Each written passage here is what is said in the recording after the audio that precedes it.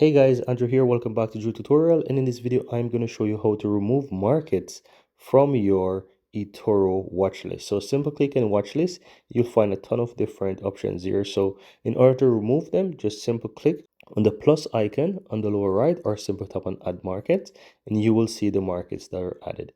Now, if whatever you don't want, you can simply go ahead and just remove them. So if you don't want to have Nvidia or Amazon, you can uncheck the ones that you don't want, right? And you can see that you have a few of them, so you can tap on each and just simple click and done. So you press each and you look for what is there, you uncheck them and you go back, you click for example crypto, see what is checked, you uncheck them, and that's it. So you go ahead and you uncheck the ones that you don't want. So you can scroll through the list for each category and just uncheck what is there if you don't want them. Once you're finished and you're satisfied, simply click on done and it's going to reduce your watch list the way you want. And you can always add and remove whatever you want.